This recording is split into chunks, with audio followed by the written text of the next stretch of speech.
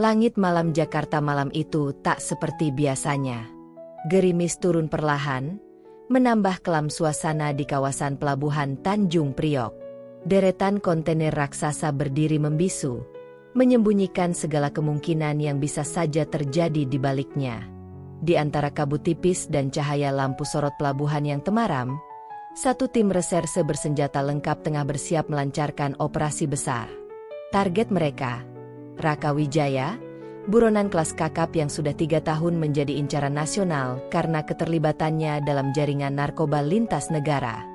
Di antara barisan petugas bersenjata itu, Ayu Wulandari berdiri tegak. Helm taktikal menutupi sebagian wajahnya, tapi sorot matanya tajam dan penuh tekanan. Ia bukan polisi sembarangan. Di usia 29 tahun, Ayu sudah memimpin beberapa operasi penting dan dikenal karena ketegasannya. Malam ini, dia menjadi penanggung jawab lapangan, memimpin penangkapan yang sudah dirancang berbulan-bulan. Alpha 1, posisi aman. Target masuk area kontainer B12. Instruksi, over. Suara dari radio komunikasi terdengar jelas di telinganya. Ayu menekan tombol di bahu rompinya. Alpha 2 dan Bravo 1, perimeter kunci. Bravo 2 siaga di pintu belakang. Jangan gegabah. Kita tangkap hidup-hidup. Detik demi detik terasa lambat. Keringat dingin mengalir di pelipis Ayu meski udara malam cukup dingin. Ia tahu, Raka bukan buronan biasa. Lelaki itu dikenal licin, kejam, dan selalu punya cara lolos dari jebakan. Tapi ada satu hal yang tak diketahui tim. Ayu mengenal Raka, tidak sebagai kriminal, melainkan sebagai bagian dari masa lalunya. Tiba-tiba, suara tembakan terdengar di kejauhan. Tim langsung siaga, mengepung area kontainer. Ayu memberikan aba-aba dengan tangan, menyelinap masuk ke area kontainer. Di tengah lorong sempit di antara 2 tumpukan peti kemas, Ayu mendapati sosok yang sangat dikenalnya. Raka. Pria itu berdiri membelakanginya, memegang pistol di tangan kanan. Ia perlahan berbalik. Wajahnya penuh luka dan keringat, tapi senyumnya masih sama. Senyum yang dulu pernah membuat Ayu jatuh cinta saat mereka remaja. Lama nggak ketemu, Yu, kata Raka lirih. Jatuhkan senjatamu. Ini bukan tempat untuk bernostalgia, balas Ayu, berusaha tetap profesional meski hatinya bergemuruh. Kamu di sini buat tangkap aku, ya? Nggak heran. Kamu memang selalu pilih jalan yang lurus. Tapi sayangnya, dunia ini nggak pernah lurus, Ayu. Ayu mengangkat senjatanya. Jangan paksa aku, Rak. Aku akan tetap bertindak sesuai prosedur. Tapi sebelum dia bisa mengambil tindakan, suara ledakan kecil terdengar dari sisi kanan kontainer. Kepulan asap tebal langsung memenuhi area. Dalam kekacauan itu, Ayu kehilangan pandangan. Ketika asap mereda, Raka sudah menghilang. Operasi dinyatakan gagal. Raka kabur. Dan satu-satunya orang yang terakhir terlihat bersamanya adalah Ayu. Keesokan harinya, ruangan briefing di markas besar Polda Metro Jaya dipenuhi ketegangan. Semua mata tertuju pada layar monitor yang memutar ulang rekaman drone dari malam sebelumnya. Adegan saat Ayu berdiri diam di depan Raka, tidak melepaskan tembakan, menjadi sorotan utama. Kenapa kau tidak menembak? Atau setidaknya menahan dia? Bentak Kompol Hendro, atasan langsung Ayu. Ayu duduk diam. Tangannya mengepal di bawah meja. Dia tidak mengancam saya. Saya sedang mengatur posisi sebelum ledakan terjadi. Omong kosong. Rekaman ini jelas menunjukkan kau membiarkannya kabur. Suasana ruangan semakin panas. Beberapa rekan sesama polisi mulai berbisik-bisik, mencurigai hubungan Ayu dengan sang buronan. Tak ada yang berani bicara langsung, tapi tatapan mereka sudah cukup menyakitkan. Sore harinya, Ayu menerima surat mutasi. Ia dipindahkan ke bagian administrasi tanpa alasan yang jelas. Statusnya sebagai ketua lapangan ditarik, senjatanya disita, dan izin akses ke sistem data nasional dibekukan. Malam itu, Ayu duduk sendirian di dalam kamarnya. Seragam kebanggaannya tergantung rapi, tapi terasa begitu jauh. Ia menatap layar ponselnya. Ada satu pesan masuk tanpa nama pengirim. Kalau kamu mau tahu siapa sebenarnya yang membuat Raka jadi buronan, temui aku besok di tempat biasa. Tapi sendiri. Jangan bawa siapa-siapa. Ayu menatap pesan itu lama. Matanya mulai berkaca-kaca. Dunia yang selama ini ia yakini penuh integritas dan kebenaran, perlahan mulai menunjukkan retakannya. Dan semua ini, entah kenapa, kembali membawa nama satu orang, Raka Wijaya. Di tengah kesunyian malam, Ayu sadar, misi ini belum selesai. Dan mungkin, kebenaran yang ia cari, justru tersembunyi dalam pelarian sang buronan yang pernah mengisi hatinya. 8 tahun yang lalu, di sebuah gang sempit kawasan Tanah Abang, dua remaja duduk bersisian di atap sebuah rumah petak, memandangi langit Jakarta yang kelabu. Mereka adalah Ayu Wulandari dan Raka Wijaya. Saat itu, dunia terasa sederhana. Tidak ada pistol, tidak ada seragam, tidak ada luka batin. Hanya mimpi-mimpi polos tentang masa depan yang lebih baik. Ayu dikenal sebagai anak yatim cerdas yang diasuh oleh ibunya yang bekerja sebagai buruh cuci. Sementara Raka, anak dari sopir angkot yang kerap keluar masuk penjara karena kasus kecil seperti perkelahian dan pencurian receh. Meski berasal dari dua latar belakang berbeda, mereka memiliki satu kesamaan, ketidakadilan yang mereka lihat dan rasakan sejak kecil. Kalau aku lulus SMA, aku mau masuk Akpol, kata Ayu saat itu, matanya menatap jauh. Raka tertawa pelan. Kamu serius? Jadi polisi? Kenapa? Biar aku bisa bantu orang seperti kita. Kalau nggak ada yang dari kita yang masuk sistem, siapa yang mau bersihin? Raka terdiam. Dalam hati, ia tahu Ayu punya mimpi besar. Tapi ia sendiri tidak berani bermimpi sejauh itu. Hidupnya terlalu keras untuk berharap banyak. Ia hanya ingin keluarganya bisa makan 3 kali sehari. Namun hidup bukanlah skenario film remaja. Di usia 18 tahun, hidup Raka runtuh. Ayahnya ditemukan tewas dalam tahanan dengan dugaan penyiksaan.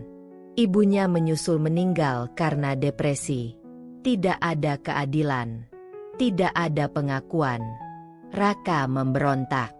Ia mulai bergaul dengan kelompok jalanan yang punya koneksi ke dunia kriminal.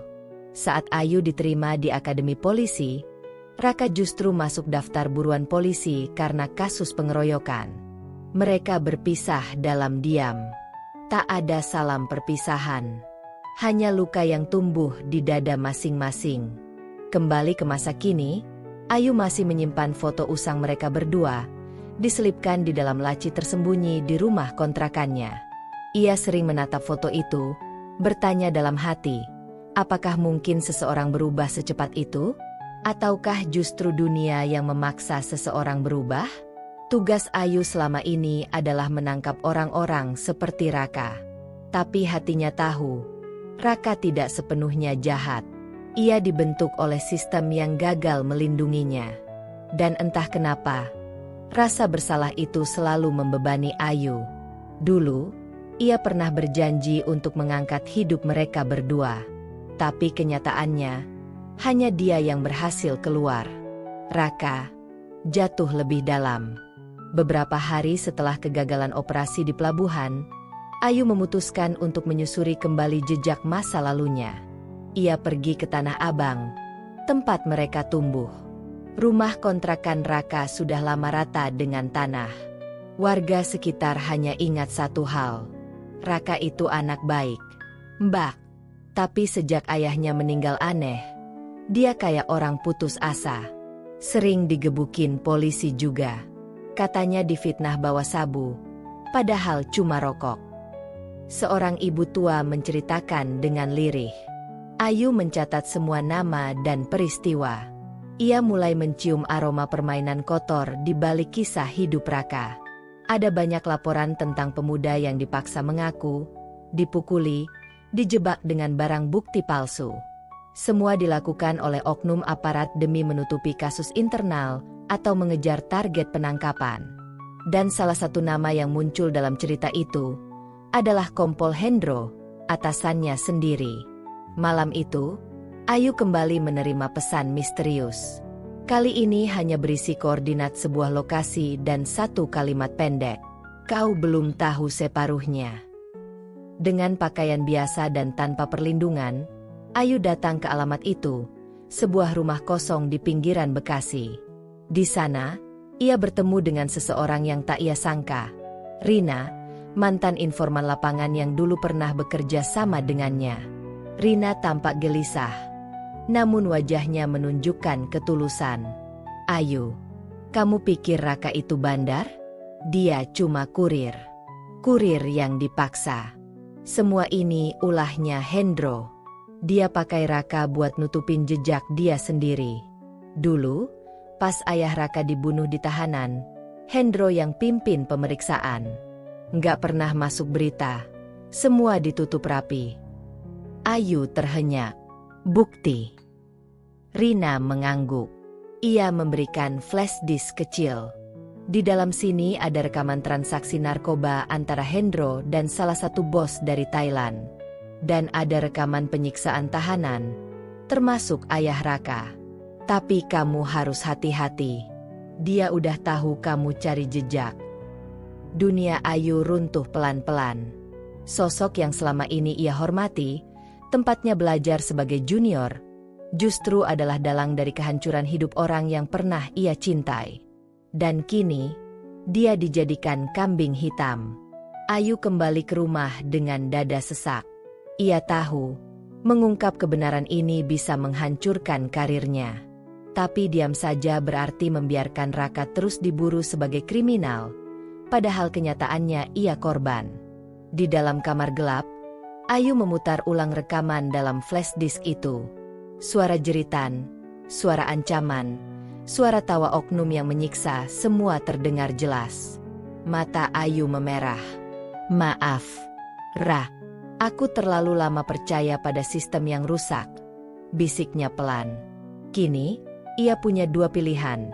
Menyimpan kebenaran demi karirnya, atau membongkar semuanya dan membayar dengan harga yang tak murah. Tapi satu hal yang pasti, masa lalu yang terkubur kini mengguncang masa depan. Dan Ayu harus memilih, sebelum semuanya terlambat. Pagi itu, udara di Polda Metro Jaya terasa lebih dingin dari biasanya. Bukan karena cuaca, tapi karena bisikan yang mulai menyebar di antara para personel. Nama Ayu Wulandari mulai disebut-sebut dalam nada yang tak lagi penuh pujian. Beberapa memandangnya dengan tatapan curiga, beberapa lainnya langsung berpaling saat ia lewat. Seolah-olah, wanita yang dulunya menjadi inspirasi bagi poluan muda itu, kini berubah menjadi aib yang harus dijauhi. Di ruang penyidikan internal, Ayu duduk sendirian. Di hadapannya, selembar dokumen berita acara pemeriksaan terbuka. Di pojok ruangan, sebuah layar besar menampilkan tayangan ulang rekaman drone yang memperlihatkan Ayu berdiri tak bergerak saat Raka melintas di depannya. Potongan gambar itu terus diputar, seakan menjadi bukti utama kesalahannya. Kau bilang dia tidak mengancam, tapi kau juga tidak bergerak, ujar seorang penyidik dari divisi Propam. Saya sedang menganalisis situasi. Asap ledakan membuat pandangan terbatas, jawab Ayu tenang, meski di dalam hatinya berkecamuk. Tapi ekspresi wajahmu di sini, ini bukan ekspresi ketegangan. Ini seperti mengenal orang itu. Kau kenal Raka Wijaya sebelumnya, Inspektur? Pertanyaan itu membuat Ayu terdiam. Ia tahu, jawabannya akan menjadi bumerang. Tapi bohong pun bukan solusi. Saya mengenalnya dulu, sebelum saya jadi polisi. Sejenak ruangan menjadi senyap. Beberapa jam kemudian, sebuah foto mulai tersebar di grup internal WhatsApp para perwira. Foto itu menampilkan Ayu dan Raka semasa remaja, tersenyum di atas atap rumah tua, dengan latar senja Jakarta. Entah dari mana foto itu berasal, tapi cukup untuk memperkuat dugaan. Ayu melindungi Raka bukan karena prosedur, tapi karena masa lalu. Pantas aja. Berarti bukan gagal operasi, tapi pengkhianatan. Dong. Dia cantik, pintar, tapi sayang, luntur juga karena laki-laki. Komentar-komentar jahat itu mulai mengalir deras. Ayu tahu, namanya sedang dihancurkan secara perlahan. Tapi bukan oleh musuh, melainkan oleh rekan sendiri. Yang lebih menyakitkan, semua itu digerakkan oleh satu orang, Kompol Hendro. Di malam hari, Ayu kembali menemui Rina secara sembunyi-sembunyi. Kali ini mereka bertemu di sebuah rumah kontrakan tua di Cipayung. Rina membawa berkas baru, laporan pengiriman dana gelap melalui rekening fiktif yang digunakan oleh Kompol Hendro. Ada juga log panggilan dari nomor rahasia ke seorang bandar Thailand yang berkali-kali disebut dalam file intelijen sebagai pemasok utama jaringan Raka.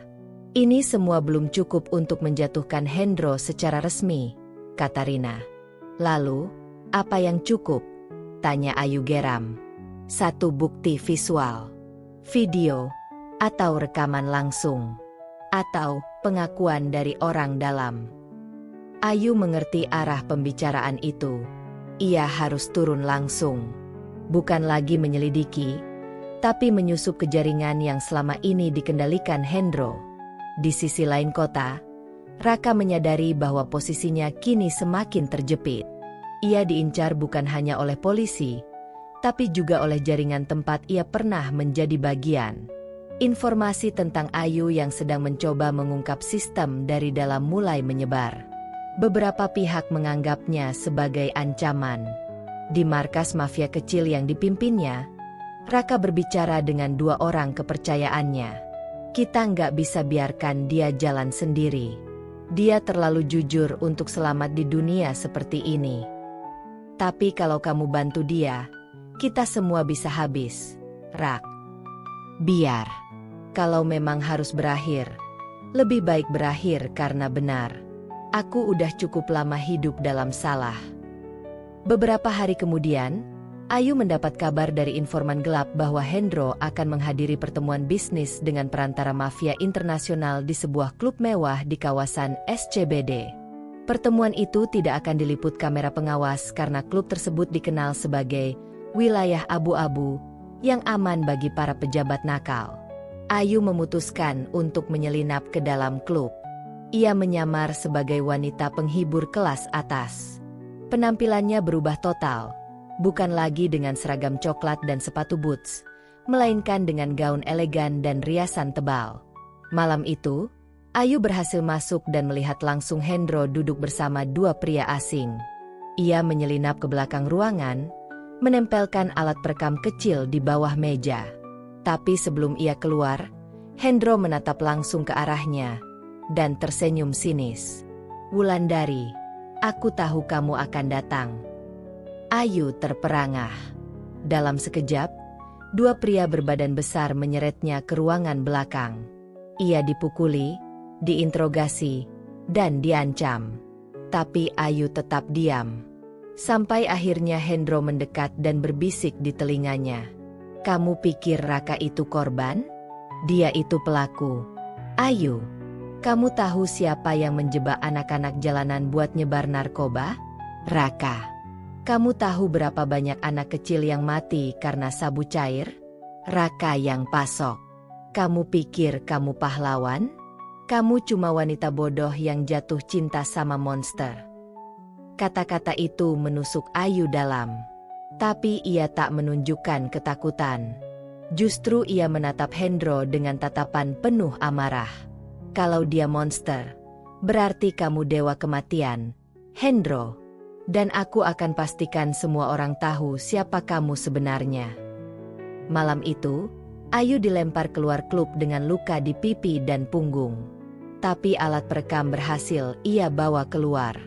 Dan isinya lebih dari cukup. Keesokan harinya, Sebuah video rekaman suara Hendro bertransaksi dan menyebut nama-nama pejabat yang dilindunginya, mulai beredar di dunia maya. Tidak diketahui siapa yang menyebarkan pertama kali. Tapi Ayu yakin, Raka punya peran dalam menyebarkannya. Sebagai balasannya, surat penahanan sementara atas nama Ayu Wulandari terbit. Dosa masa lalu memang kembali ditagih. Tapi kali ini, Ayu tidak akan lari. Ia siap membayar harga apapun demi satu kebenaran. Dan entah kenapa, di balik semua rasa sakit dan kehancuran, ia merasa satu hal, ini baru permulaan. Hanya dalam waktu 24 jam sejak rekaman suara kompol Hendro beredar, Polda Metro Jaya mendadak menjadi ladang ketegangan. Ada yang panik, ada yang menghapus data, dan tak sedikit yang saling menyalahkan. Tapi di tengah kegaduhan itu, satu sosok yang dulu disegani kini duduk termenung di dalam sel tahanan sementara, Ayu Wulandari. Ia ditahan bukan karena bersalah, melainkan karena dianggap telah melanggar protokol operasi dan menyebarkan informasi internal tanpa izin. Tentu saja, ini alasan yang dibuat-buat. Ayu tahu itu. Dan lebih dari itu, ia tahu bahwa penahanannya adalah bagian dari strategi Hendro dan kelompoknya untuk membungkamnya sebelum semuanya benar-benar terbongkar. Tapi Ayu bukan wanita lemah.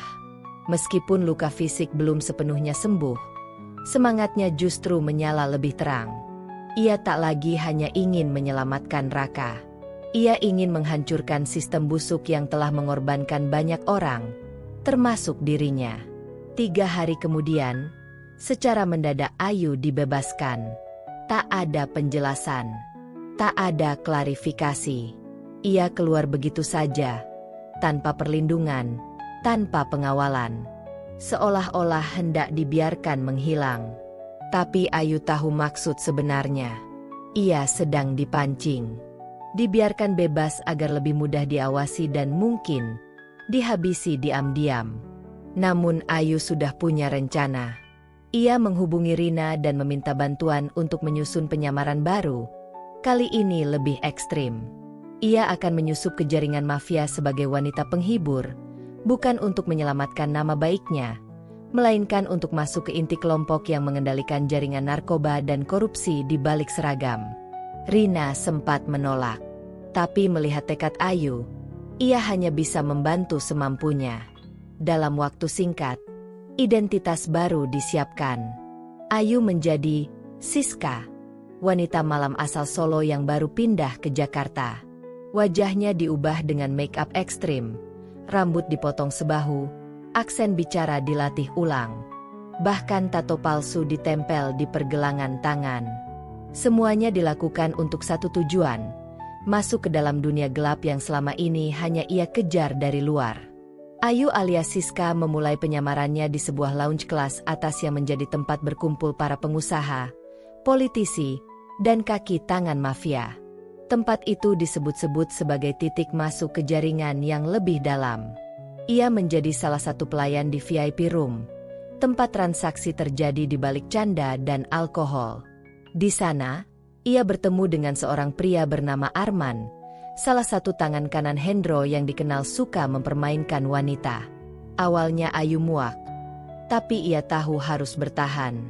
Ia memainkan perannya dengan cerdik, cukup menggoda, tapi tidak murahan, cukup cerdas, tapi tidak mencolok.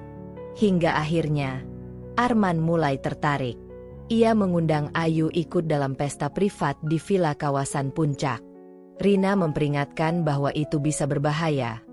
Tapi Ayu justru melihat itu sebagai pintu masuk. Aku harus tahu siapa yang sebenarnya jadi dalang. Kalau Hendro cuma perantara, berarti ada yang lebih besar. Dan aku harus masuk ke lingkaran itu, ujar Ayu dengan tatapan mantap. Pesta di Villa Puncak menjadi titik balik. Di sana, Ayu melihat langsung transaksi narkoba yang dikemas dalam bentuk kosmetik dan makanan impor. Ia juga melihat beberapa wajah tak terduga, termasuk 2 pejabat tinggi dari kementerian, dan 1 jenderal purnawirawan yang selama ini dielu-elukan publik sebagai pejuang anti korupsi. Tapi kejutan paling besar datang dari sosok yang muncul di ruangan belakang. Raka. Ayu membeku. Tapi ia tetap menunduk, menyembunyikan wajahnya. Raka yang ia lihat kini berbeda. Tubuhnya lebih kurus, wajahnya terlihat lelah, dan tatapannya dingin. Ia duduk di sofa kulit sambil berbicara dalam bahasa Inggris dengan seorang pria berjas putih. Dari dialog mereka, Ayu menyimpulkan bahwa Raka sedang menjadi perantara ekspor sabu cair ke luar negeri. Hatinya runtuh. Semua yang ia perjuangkan, semua yang ia yakini, terasa rapuh. Ia mulai bertanya, apakah benar Raka masih punya sisi baik? Atau semuanya hanya ilusi masa lalu yang tak pernah nyata? Namun, saat pesta usai dan Ayu hendak kembali ke kamar penginapan villa, ia menemukan secari kertas di bawah tempat duduk di mobil Arman. Aku tahu kamu, Ayu. Jangan terlalu dalam. Tempat ini bisa membunuh nurani siapa saja. Ayu gemetar. Jadi Raka tahu dia menyamar. Tapi kenapa tak membongkar? Kenapa justru memperingatkan? Dan yang paling membingungkan, kenapa Raka masih peduli? Hari-hari selanjutnya, Ayu terus mengumpulkan bukti.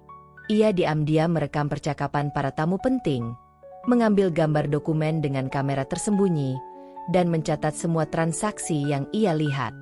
Perlahan, ia menyusun peta kekuasaan jaringan hitam itu, mulai dari bandar luar negeri, aparat pelindung, hingga pengusaha pencuci uang.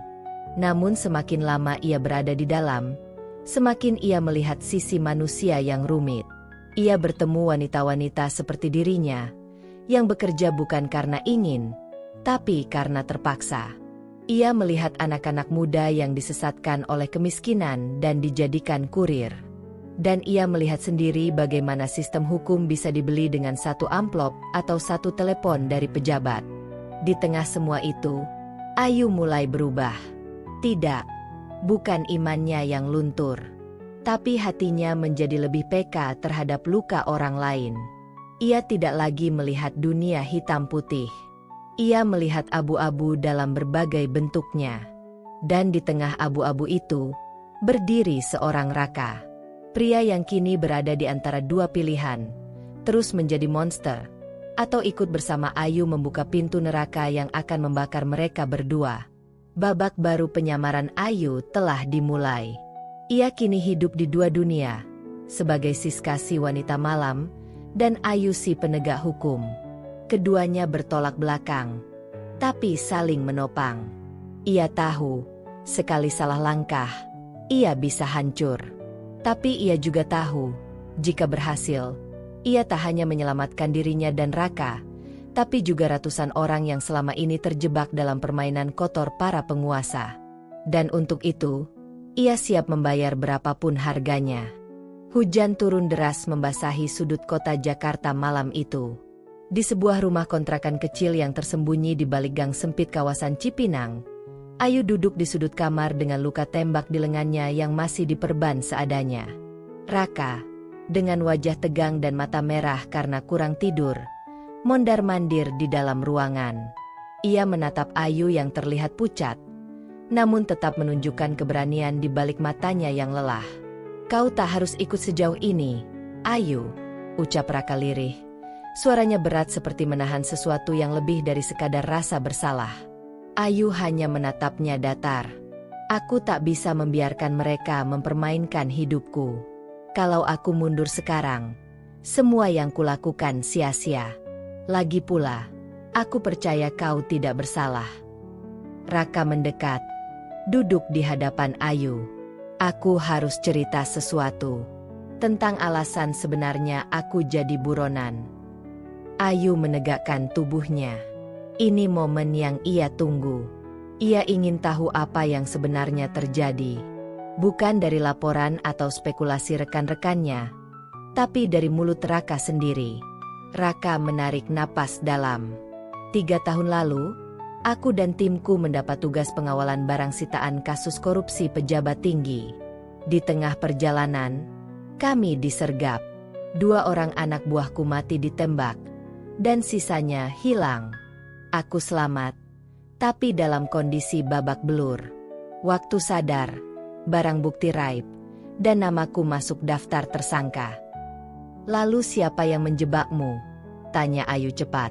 Komisaris Darwin, jawab Raka tanpa ragu. Dia yang atur semua. Dia punya hubungan gelap dengan pejabat korup itu. Aku coba ungkap, tapi sebelum sempat buka suara, aku dipecat, dicap pengkhianat, dan diincar. Ayu tercekat. Nama itu, Komisaris Darwin, bukan nama asing. Ia adalah atasannya sendiri. Selama ini, dia orang yang aku anggap pelindung, gumam Ayu lirih. Raka menatapnya tajam. Dia lebih jahat dari yang kau kira. Dan sekarang dia tahu kau bersamaku. Ketegangan membeku di udara. Ayu merasa dikhianati dari semua sisi. Institusi yang selama ini ia bela mati-matian ternyata menyimpan monster di dalamnya. Ia menggenggam tangan Raka. Aku harus bicara dengan wartawan. Aku punya catatan digital dari laptop lamamu yang kudapat dari rumah lama. Semua bukti transaksi dan komunikasi Darwin dengan pejabat itu ada di sana, kata Ayu yakin. Jangan gila, potong Raka. Kau bisa dibunuh. Tapi kalau kita diam, mereka yang akan terus berkuasa. Raka, aku sudah kehilangan seragam, martabat, dan masa depanku. Tapi aku belum kehilangan nuraniku. Raka menunduk, lalu mengangguk pelan. Keesokan harinya, Ayu bertemu dengan seorang jurnalis investigatif, Nadia, yang dikenal vokal mengungkap kasus-kasus besar. Mereka bertemu di sebuah warung kopi tua di kawasan Kalibata.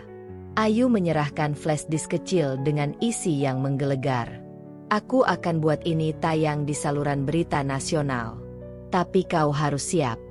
Ayu, begitu ini tersebar, tak akan ada jalan kembali, kata Nadia serius. Ayu mengangguk. Aku siap. Apapun risikonya. Namun, tak sampai malam hari, sebuah mobil hitam tanpa plat resmi menyusul rumah kontrakan tempat Raka tinggal. Tembakan dilepaskan membabi buta. Raka berhasil membawa Ayu kabur melalui pintu belakang, tapi satu peluru menembus bahu Raka. Raka! Ayu menjerit panik, menyeret tubuh lelaki itu ke gang kecil. Aku tak apa, sahut Raka terengah, meski darah mengalir deras. Mereka bersembunyi di rumah kosong milik teman lama Raka. Di sana, Ayu merawat lukanya sambil terus memantau perkembangan berita. Malam itu, laporan eksklusif Nadia tayang.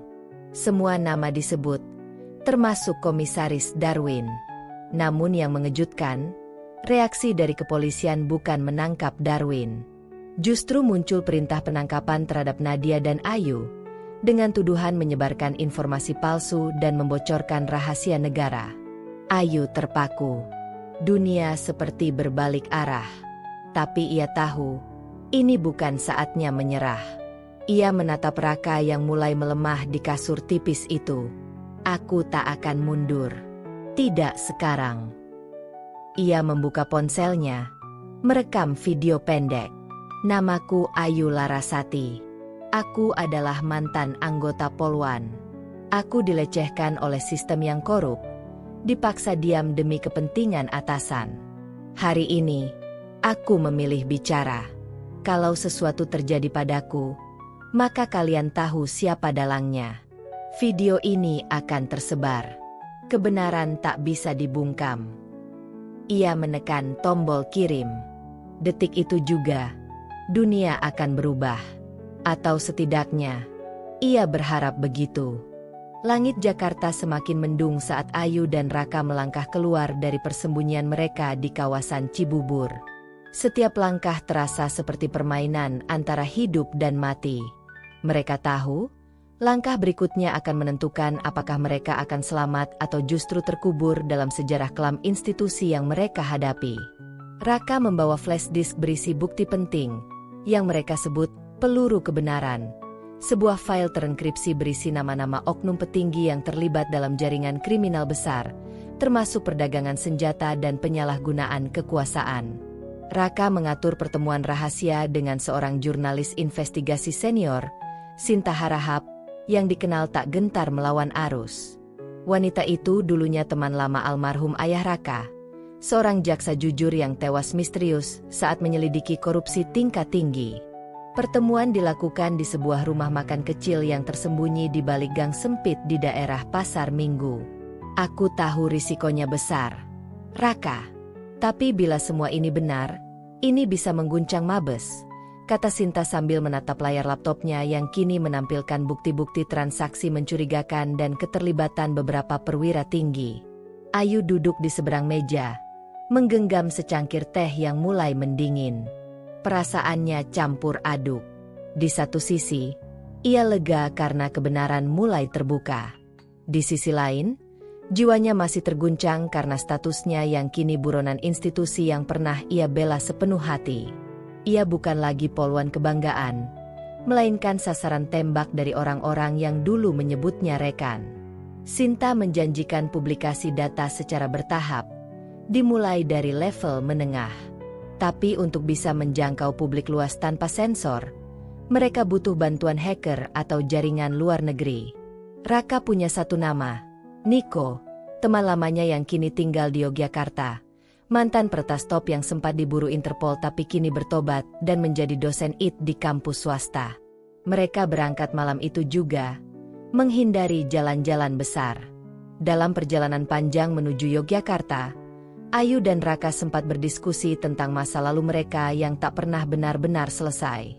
Kau tahu, aku benci harus menemuimu lagi dalam situasi seperti ini, Raka, ucap Ayu lirih saat mobil melewati perbatasan kota. Kalau waktu bisa diulang, aku tak akan tinggalkanmu tanpa penjelasan dulu. Tapi hidup kita terlalu banyak dimanipulasi orang lain, terutama ayahku waktu itu, balas Raka pelan. Ayu terdiam. Ia mengingat saat-saat awal mereka bertemu saat pendidikan Bintara. Raka adalah cinta pertamanya, dan mungkin satu-satunya. Namun semua hancur ketika Raka tiba-tiba menghilang, dicap sebagai pengkhianat negara. Kini ia mengerti, kepergian Raka bukan karena lari dari tanggung jawab, tapi karena mencoba menyelamatkan nyawa dan integritasnya. Sesampainya di Yogyakarta, mereka bertemu Niko di sebuah warung kopi tua yang terhubung ke rumah kontrakannya. Pria itu bertubuh kurus, berjenggot tipis, dengan mata tajam namun santai. Kalian gila kalau pikir bisa meretas jaringan institusi besar tanpa diketahui. Tapi, aku suka kegilaan kalian, ucap Niko sambil menyalakan laptopnya. Dengan keahlian luar biasa, Niko mulai menyalin dan menyebar file dari flash disk Raka ke server luar negeri yang aman. Tapi tidak semuanya berjalan mulus. Mereka tidak sadar kalau keberadaan mereka telah dilacak. Salah satu oknum polisi dari Jakarta, Kompol Darmadi, menyewa tim pemburu bayaran untuk mengeliminasi Ayu dan Raka. Malam itu, saat mereka sedang berdiskusi, suara tembakan mengguncang ketenangan. Jendela warung kopi hancur, dan peluru menghujani ruangan. Ayu langsung menarik pistol dari sabuknya, mengambil posisi di belakang meja. Raka membantu Sinta dan Niko keluar lewat pintu belakang. Kita terjebak. Mereka sudah tahu kita di sini, teriak Raka sambil membalas tembakan. Satu peluru hampir mengenai Ayu, tapi ia berhasil menghindar dan menjatuhkan salah satu penyerang. Sementara itu, Niko berhasil mengunggah sebagian besar data ke situs whistleblower internasional. Namun, ia terkena peluru di bahu saat hendak melarikan diri. Lanjutkan tanpa aku, pastikan dunia tahu apa yang terjadi, serunya sambil menahan rasa sakit. Mereka berhasil kabur malam itu, berkat bantuan seorang tukang ojek lokal yang tak tahu apa-apa tapi diberi uang dan dibohongi bahwa ini misi film dokumenter. Ayu menyesali banyak hal malam itu. Rekan yang terluka, hidup yang makin berantakan, dan impian menjadi penegak hukum yang kini berubah menjadi pemburu keadilan liar. Tapi satu hal pasti, mereka sudah terlalu jauh untuk mundur. Keesokan harinya, berita tentang skandal besar di tubuh kepolisian mulai ramai di media luar negeri. Nama-nama yang terlibat mulai disebutkan. Reputasi beberapa jenderal tercoreng, dan tekanan internasional memaksa pemerintah Indonesia untuk mulai menyelidiki. Tapi pertanyaannya, akankah Ayu dan Raka berhasil selamat sampai akhir? Ataukah peluru kebenaran akan membuat mereka dikorbankan untuk menyelamatkan nama besar lainnya? Bab 6 berakhir dengan adegan Ayu berdiri di balkon penginapan sederhana, menatap mentari pagi dengan luka di lengan yang belum dijahit sempurna. Di belakangnya, Raka datang membawa secangkir kopi. Ini baru permulaan, Ayu. Mereka belum tahu apa yang kita simpan di flash disk kedua. Ayu tersenyum samar. Dunia boleh memburunya, tapi ia tidak akan lari. Tidak sebelum kebenaran menang. Kabut pagi menyelimuti halaman markas unit khusus Mabes Polri. Raka menatap layar monitor dalam ruang intelijen, memperhatikan pola komunikasi antara pelaku-pelaku kunci yang kini diakini sebagai bagian dari sindikat dalam. Ayu berdiri di belakangnya. Wajahnya keras namun lelah. Ia belum tidur semalaman. Target kita bukan hanya Jafar atau Leo. Tapi ada dua nama lagi yang selama ini kita pikir sekutu, ternyata pengkhianat, ujar Raka lirih. Tangannya menunjuk dua nama, Kompol Damar dan AKBP Widya. Ayu mengerutkan dahi. Widya adalah mantan mentornya ketika ia masih di pendidikan kepolisian. Sementara Damar adalah rekan dekat Raka. Dunia mereka runtuh perlahan. Mereka bermain di dua sisi, lanjut Raka. Bekerja sama dengan Leo dan Jafar, menyalurkan informasi, memanipulasi kasus, bahkan memusnahkan barang bukti. Mereka akar masalah sebenarnya. Ayu menarik napas panjang. Lalu kita akan menangkap mereka. Raka mengangguk. Tapi kita harus punya bukti kuat. Besok malam, mereka akan bertemu di gudang lama pelabuhan untuk serah terima uang dan dokumen. Kita akan menyergap mereka di sana. Sementara itu, di ruangan gelap sebuah hotel mewah di Jakarta Utara, AKBP Widya berdiri menghadap jendela. Wajahnya tenang namun matanya menyimpan kegelisahan. Leo duduk di sofa, merokok dengan santai. "Kenapa kau masih ragu, Widya?" tanya Leo. "Ayu lebih cerdas dari yang kau kira. Aku mengajarinya sendiri. Dan Raka, dia punya insting yang tak bisa diremehkan." Leo tersenyum tipis. "Kita sudah terlalu dalam. Ini bukan soal ragu atau tidak. Ini soal bertahan hidup. Kau tahu apa yang kita pertaruhkan." Widya mengangguk pelan. Dalam hati, ia merasa semuanya mulai terlepas dari kendalinya. Ia dulu hanya ingin memperbaiki sistem dari dalam, tapi kini malah terjebak dalam arus kotor yang mengancam menenggelamkannya. Malam itu, Ayu berdiri di depan cermin. Ia mengenakan jaket kulit hitam dan menyisipkan pistol ke balik pinggang. Di dadanya, kartu identitas Polri resmi sudah diganti dengan kartu sementara. Ia tak ingin ada jejak resmi jika operasi ini gagal. Ia melihat pantulan dirinya dan berkata pelan, "Kalau aku tak kembali, paling tidak aku tahu aku mencoba." Raka datang menghampiri dari belakang. "Ini bisa jadi akhir dari semua ini, atau awal luka baru." "Aku siap," jawab Ayu. "Untuk segalanya." Mereka berangkat bersama, menyelinap menuju pelabuhan. Tim kecil yang terdiri dari 4 anggota terpercaya telah disiapkan. Semuanya tak terdata secara resmi, demi menghindari kebocoran. Di pelabuhan tua itu, suasana hening. Suara deru kapal-kapal malam dan gemericik ombak menjadi latar sunyi yang menegangkan. Kamera drone diam-diam merekam dari atas. Mobil hitam berhenti. Leo keluar, disusul oleh Widya dan Damar. Mereka membawa koper besar. "Kita tunggu 5 menit," bisik Ayu dari dalam kontainer kosong. Ia dan Raka bersiaga dengan senjata terkokang. Percakapan antara ketiganya direkam jelas. Mereka membicarakan dokumen hasil suap proyek besar dari kementerian, data internal penyidik yang mereka manipulasi, serta rencana penghapusan jejak setelah dana cair malam itu. Tunggu kata sandi terakhir sebelum kita sergap, bisik Raka di radio. Saat Leo berkata, bawa dokumen ini ke lokasi lama, tempat kita mengubur nama orang-orang yang sudah terlalu tahu, Ayu langsung memberi isyarat. Sekarang, serbu. Baku tembak tak terhindarkan.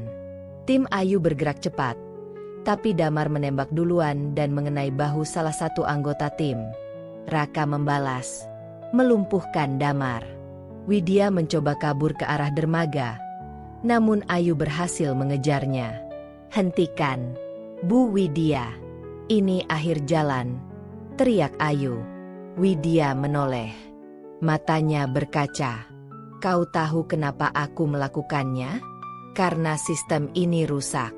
Aku hanya mencoba bertahan. Dengan menjual harga diri dan menghancurkan yang benar, kita semua terluka. Bu, tapi memilih kebenaran tetap jalan yang harus diambil. Widya menunduk. Tangannya terangkat pelan, menyerahkan diri. Ayu memborgolnya sendiri. Malam itu, berita penyergapan besar muncul di berbagai media. Polri mengeluarkan pernyataan resmi. Nama Ayu dan Raka tetap dirahasiakan, namun mereka disebut sebagai agen penyamar independen yang berhasil membongkar jaringan dalam. Ayu duduk di balkon markas, menatap bintang. Untuk pertama kalinya dalam waktu lama, ia bisa bernapas lega. Raka datang membawa 2 gelas kopi. Selesai. Untuk sekarang, jawab Ayu. Kau bisa kembali ke satuan reguler. Nama bersihmu sudah pulih. Bahkan dapat penghargaan khusus. Ayu menatap jauh ke laut malam. Aku tak tahu, apakah aku masih ingin jadi bagian dari semua ini. Lalu, mungkin aku ingin menyembuhkan diriku dulu. Dari luka, dari rasa bersalah, dari semua wajah yang harus kubohongi. Raka tersenyum. Kalau begitu, aku ikut. Ayu menoleh. Ikut apa? Menyembuhkan. Bersama. Pagi itu, langit Jakarta terlihat muram. Hujan gerimis mengguyur markas besar kepolisian saat Ayu menatap layar laptopnya dengan mata sembab. Di depannya, data-data jaringan perdagangan manusia dan korupsi lintas instansi telah ia susun rapi, lengkap dengan nama-nama besar, termasuk nama Brigjen Darmawan, atasannya sendiri. Ia memutar rekaman suara Raka untuk kesekian kali. Kalau aku tidak pulang, Ayu, teruskan ini. Jangan percaya siapapun kecuali Nurul dan Farhan. Mereka satu-satunya yang tak terlibat. Aku akan coba tembus ke tempat penyekapan terakhir. Kalau gagal, tolong anggap aku mati sebagai aparat yang memilih rakyatnya. Air mata Ayu jatuh. Hari itu juga, dia datang ke Komnas HAM, menyerahkan seluruh dokumen dan rekaman. Namun dalam perjalanan pulang, mobil yang ia kendarai nyaris diserempet 2 motor tak dikenal. Ayu segera sadar, mereka sudah tahu. Di tempat lain, Raka disekap dalam sebuah rumah tua di pinggiran kota Depok. Tubuhnya lebam, namun matanya tetap menyala. Mereka akan tahu siapa kalian sesungguhnya. 1 langkah lagi, kalian habis. Geramnya. Bos sindikat, pria bernama Danu, tertawa.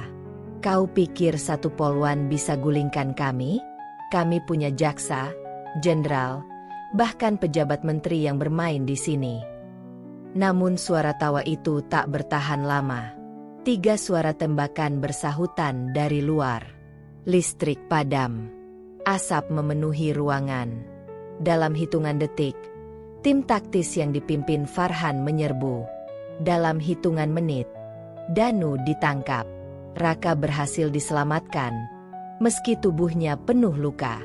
3 hari kemudian, Ayu berdiri di depan ruang pers Mahkamah Agung. Di belakangnya, para wartawan menanti dengan kamera menyala. Ia melangkah maju, wajahnya tak lagi penuh luka dan air mata seperti dulu, namun membawa keyakinan. Saya Bribtu Ayu Saraswati, Dan saya hadir hari ini untuk membongkar sistem rusak yang menculik anak-anak negeri dan menjualnya demi keuntungan oknum. Saya tidak melawan institusi, saya melawan kebusukan dalam tubuhnya. Rakyat mendukungnya, media mengangkatnya, lembaga-lembaga internasional mengacungi jempol. Beberapa petinggi ditangkap, puluhan korban ditemukan, sebagian jaringan berhasil dihancurkan. Namun, meski kemenangan tampak di depan mata, Ayu tahu perjuangan belum selesai. Raka masih dirawat, nama-nama lain masih hilang.